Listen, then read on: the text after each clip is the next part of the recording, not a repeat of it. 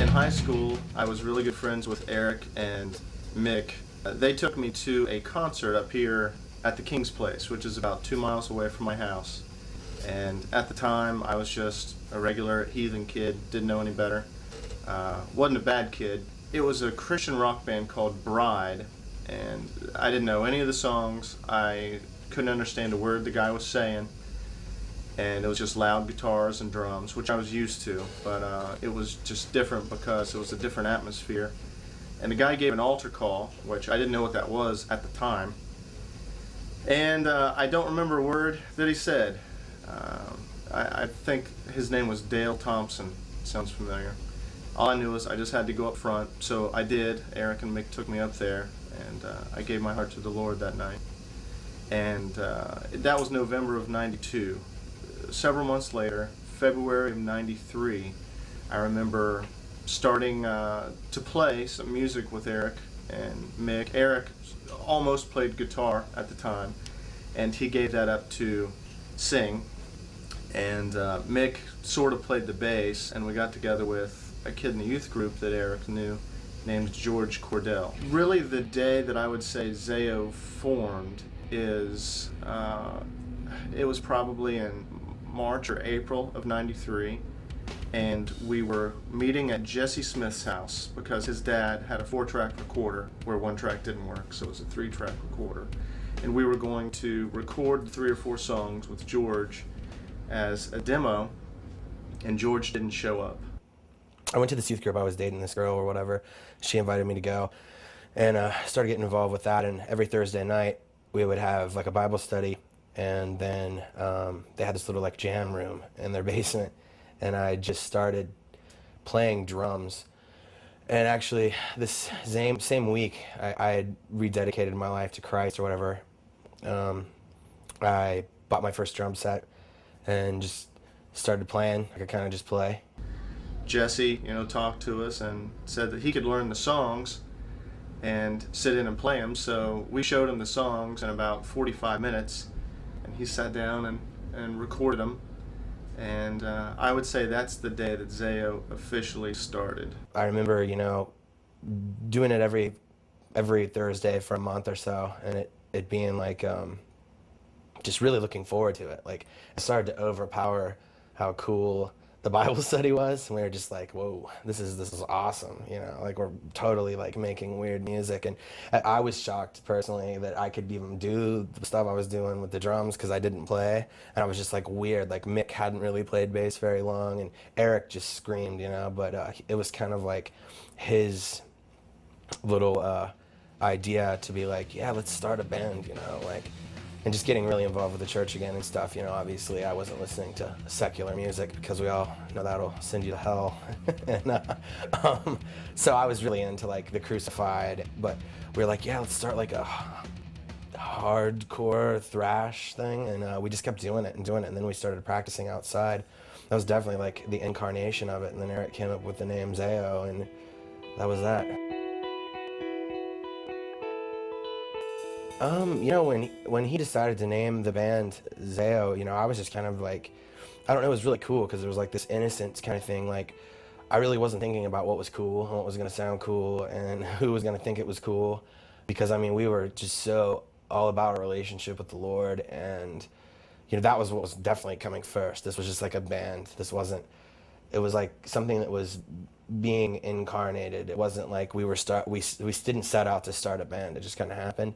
So when he told me, I was like, well, what does that mean? We're all like, it's kind of weird. It just sounds weird, It has this kind of cool, weird, whatever, thing to it. And he was like, yeah, it means alive in Greek. And I remember him trying to come up with like other names and stuff too, like more like dramatic, like blood of this or whatever. And we were just like, no, let's go with the short one, like no anything, just like whatever. So yeah, he's definitely the one that named it, definitely for like, I'd say several months, like it was really like his vision, Eric is definitely not credited enough in the history of Zao for like it being like his brainchild, It was definitely, number one, let's start a band that is, because in the beginning, we just sucked. awful, terrible. But you know, it was like, let's be like a gnarly, like Christian band. I would go see like White Cross or Rez, and there was still this really like arena Hollywood edge to it. It was like, it was awesome, those bands. I'm not discrediting what those bands did. They're great bands, you know.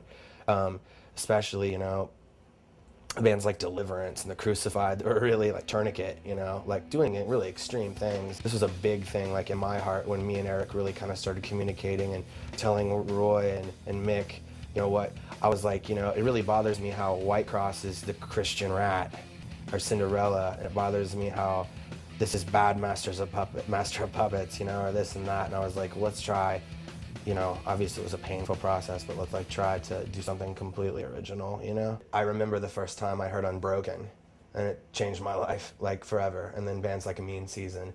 And it was hard for me, because those bands obviously being is like, I wanted to be so dedicated to my relationship with the Lord, and I knew that those kind of things would plant like certain seeds in your life and ideas, you know? I would show it to those guys and they'd be like, well, that's cool, you know, but wow, it's secular and it's this and that, you know. And those influences weren't allowed in Zao because, you know, Eric just still to this day is such like a cornerstone of like faith. I mean, no one is going to take that away from him. A bad day at work isn't going to change the way he feels, or his wife and daughter getting mowed down by a machine gun. He's just like he's a crazy guy like that, you know. And Mick and Roy are just so laid back and so chill, you know. So I mean, really the influential aspect of the band came from me, because not to sound whatever, but I couldn't really feed her off of what was going on with the Christian music scene. And then Overcome and Focused came into the picture. And I remember meeting Tim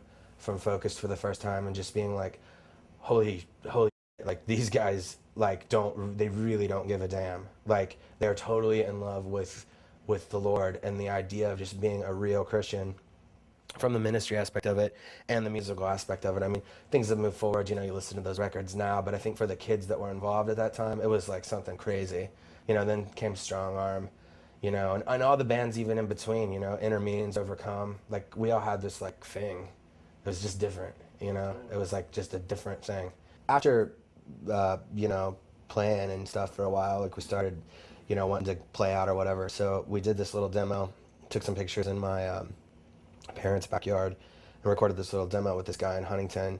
We bought these blank tapes and made them ourselves, you know, and we didn't have a Kinko's because we lived in a butthole town. So we made our own little covers and stuff. It was really interesting because even though Parkersburg was such a small place in West Virginia, we knew that like the scenes were happening around, you know, like with especially like New York. I mean, with Earth Crisis and Snapcase like really blowing up huge, and then with the bands out here, the Southern California bands, you know. But it was like, you know, we're from West Virginia, we all just got cars, you know, and so we set up our first show in Parkersburg and played with just all these terrible local bands.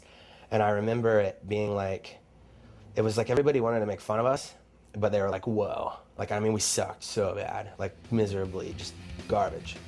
But we like felt so good about it. And it was just like, from the start, I remember just Eric, who's a pastor now, you know, just being like brutal, like, we're not ashamed. This band we're telling you that Jesus loves you, and we worship Jesus and we worship God, and that is that. This music is secondary. I hope you liked it, but this song is about this. And just all of us, I think, kind of, even kind of like me and Roy and Mick, I mean, I don't want to speak for them, you know, but I remember just being kind of taken back by it. Not like I was embarrassed, just like kind of like, oh, this is going to be an interesting ride, you know? The tone of the other bands that we were playing with was so anti-God. It was just funny to them, like entertainingly funny. Like I have old videos of us playing, and my buddy Alex Conley is in the back, who just a phenomenal musician, but you can just see this look of like, this is like the weirdest thing I've ever seen in my life. Just like some band of high school students, like just kind of getting into hardcore, not even understanding what it is, and just acting like complete apes, all in the name of Christ, you know? When the